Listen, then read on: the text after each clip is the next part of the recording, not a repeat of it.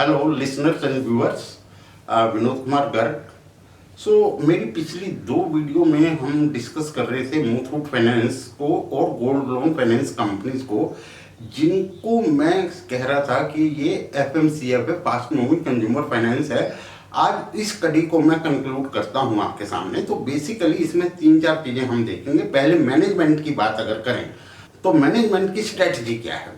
तो मैनेजमेंट की इस टाइम जो स्ट्रेटजी है वो ये है कि अभी एक्सपेंशन के ऊपर ना ध्यान देके और जो एग्जिस्टिंग इंफ्रास्ट्रक्चर है उससे रेवेन्यू और प्रॉफिट बढ़ाया जाए।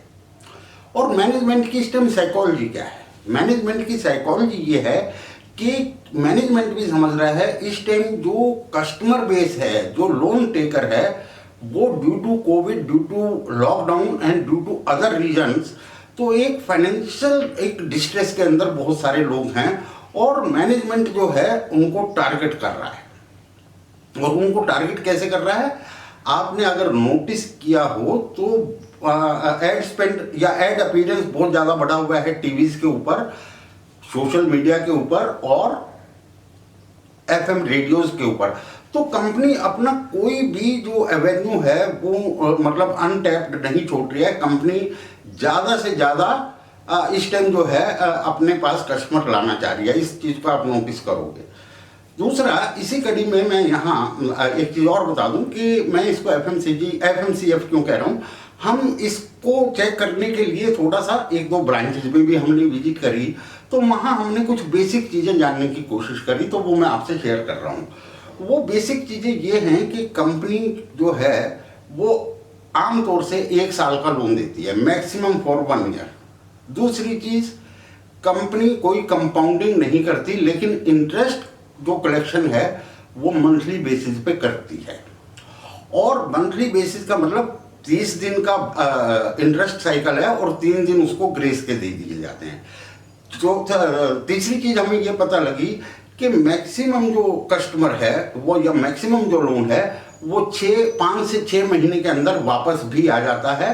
तो जो लोन जो एक डील है वो ख़त्म हो जाती है 5 से 6 महीने में। जबकि जो दूसरे फाइनेंशियल कंपनीज हैं उनके पास जो लोन का टेन्योर है वो 15 साल, 5 साल, 7 साल तो लंबा टेन्योर रहता है। इनका लोन टेन्योर जो है बहुत कम है। तीसरा, जो इनका टिकट साइज है, जो एवरेज टिकट साइज है, तो एवरेज टिकट साइज वो 50-55 हज़ार रुपये का ये लोन जो है एवरेज में देते हैं। तो बहुत छोटे लोन अमाउंट हैं। तो आप देखो कि बहुत छोटा लोन अमाउंट, बहुत जल्दी रीपेमेंट आ रही है, बहुत जल्दी वो लोन खत्म हो रहा है। तो इसीलिए मैं इनको एफएमसीएफ कह रहा हूँ या फास्ट मूविंग कंज्यूमर फाइनेंस कह रहा हूँ। अब आता है सवाल कि आपकी साइकोलॉजी क्या है, जो मैंने पिछली वीडियो में भी आपसे जिक्र करा था कि हम आपकी साइकोलॉजी से भी बात करेंगे।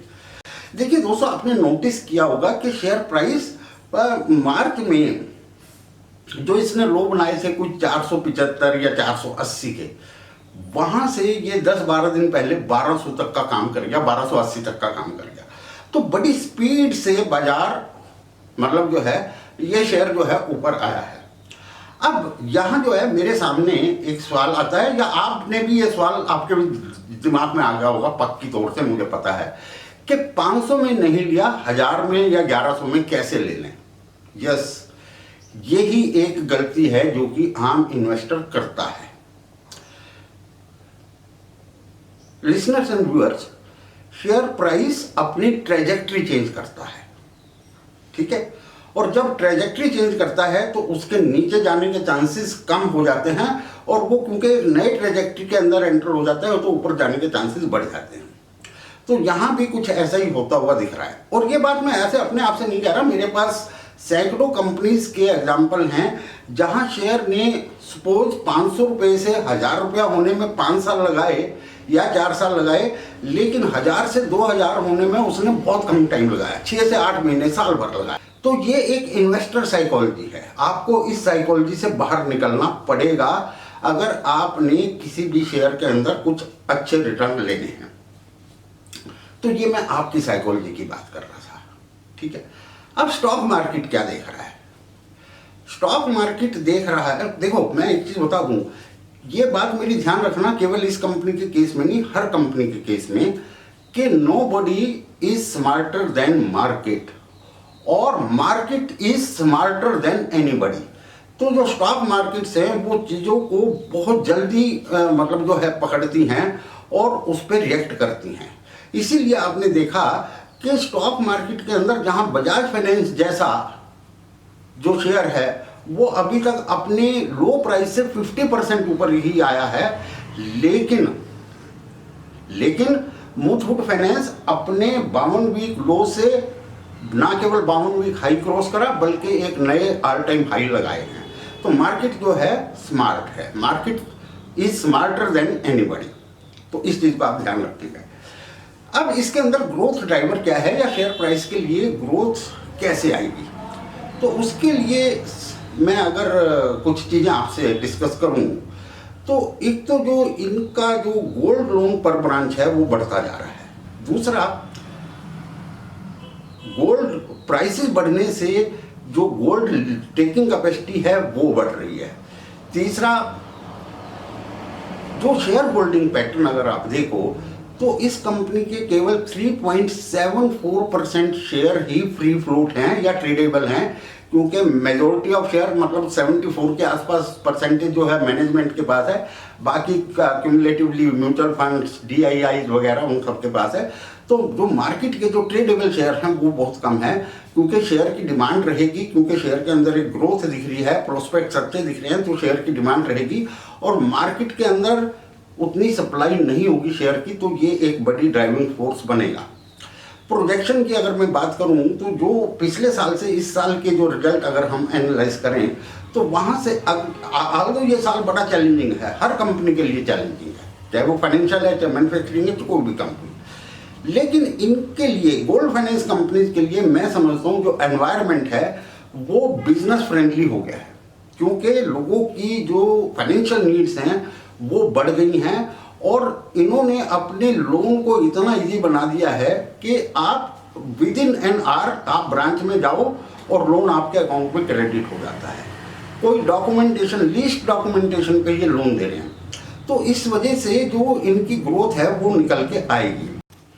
नेक्स्ट ईयर मीन्स FY21 मार्च 21 के लिए जो कहीं मैं कुछ चीज़ें प्रोजेक्ट कर रहा हूँ या जो मैं एस्टिमेट कर रहा हूँ वो थोड़ा सा आपसे शेयर करता हूँ। तो वो एक कैलकुलेशन है, वो क्योंकि अगर वो सब समझाने लगूंगा तो लंबी हो जाएगी। लेकिन इन नटशेल मैं ये मान के चल रहा हूँ जो रेवेन्यू ग्रोथ है कंपनी की वो 30 से 40% की आएगी। मतलब जो इंटरेस्ट इनकम है वो तकरीबन 30% बढ़ती हुई नजर आएगी और जो नेट प्रॉफिट ग्रोथ है वो कहीं ना कहीं 40, 45 और इवन 50% इंक्रीज आप उसके अंदर देखोगे।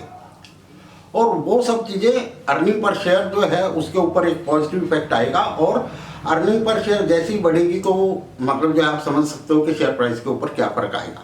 दूसरा ये है कि हम इसको क्वार्टरली और हाफ ईयरली बेसिस पे भी एक बार चेक करेंगे और वहाँ जो भी कुछ इसका जो आउटकम होगा रिजल्ट्स का वो आपसे हम जरूर शेयर करेंगे। तो दोस्तों ये मेरा मतलब जो है in gold loan finance company के ऊपर था। आज तो मैंने इसके अंदर केवल मुथूट फाइनेंस को ही आपसे ज़्यादा टाइम शेयर किया है। सेम लाइंस पे आप मन्नापुरम फाइनेंस को भी चेक कर सकते हो, ठीक है। तो मैं बायस नहीं हूँ कि एक कंपनी की तरफ मैं बायस हूँ, मैं पूरे सेक्टर के ऊपर ये बात कर रहा हूँ। अब यहाँ जो है कुछ टेक अवेज, जो की टेक अवेज हैं वो भी मतलब जो आप मेरी स्क्रीन पर देखोगे अभी, तो इस पूरी 3 जो हमने जो ये एक सीरीज बनाई है उससे हम उसका मतलब जो है रिजल्ट क्या है, उसका आउटकम क्या है, उसका एक लिस्ट आपके सामने आएगा। अब ये तो बात होगी स्टॉक मार्केट की और आपकी कुछ कंपनीज की। अब कुछ अलग बात भी कर लेते हैं। तो दोस्तों जैसे आजकल आम का सीजन चल रहा है तो उससे रिलेटेड एक कुछ 4 लाइनें मेरे जहन में आ रही हैं जो मैं चाहता हूँ आपसे भी शेयर करूँ। तो ये अकबर इलाहाबादी की हैं। तो वो लाइनें कुछ इस तरीके से हैं कि नामा ना भेजिए ना पैगाम भेजिए। नामा कहते हैं लेटर को और पैगाम मैसेज को। तो नामा ना भेजिए ना पैगाम भेजिए, इस रुत में अगर भेजिए बस आम भेजिए, इसका रहे ख्याल के रख के भी खा सकूं, इसका रहे ख्याल के रख के भी खा सकूं, 25 अगर पक्के हों 10 खाम भेजिए, खाम मतलब थोड़े से कच्चे आम। तो 25 अगर पक्के हों 10 खाम भेजिए। मालूम ही है आपको बंदे का एड्रेस, सीधा हमारे नाम इलाहाबाद भेजिए। तो ये अकबर इलाहाबादी साहब की कुछ लाइनें हैं आम के ऊपर, ये मैं आपसे शेयर कर रहा हूँ। तो अगर पसंद आए तो ज़रा थम्स अप कीजिएगा, ठीक है। और दूसरी चीज़ ये है कि इस जो भी मेरी ये करिए, इससे रिलेटेड कोई भी आपके दिमाग में शक और शुबा हो तो उस पर आप बात कर सकते हो। कोई डिफिकल्टी आ रही हो उस पर आप बात कर सकते हो। I am free for all, तो इस पर डिस्कशन करने के लिए। दूसरी चीज़ ये है दोस्तों कि मैं आपसे कोऑपरेशन चाह रहा हूँ। वो कोऑपरेशन ये है कि अगर मेरी वीडियो के कंटेंट आपको अच्छे लग रहे हैं, वो इंफॉर्मेटिव हैं, एजुकेटिव हैं, तो ज़्यादा से ज़्यादा इन वीडियोस को शेयर करें ताकि मेरी व्यूअरशिप बढ़े। मैं बड़ी मतलब जो है फ्रेंकली ये बात कह रहा हूँ, मेरी व्यूअरशिप को बढ़ाने में आप लोगों की कोऑपरेशन मुझे चाहिए। Thank you very much.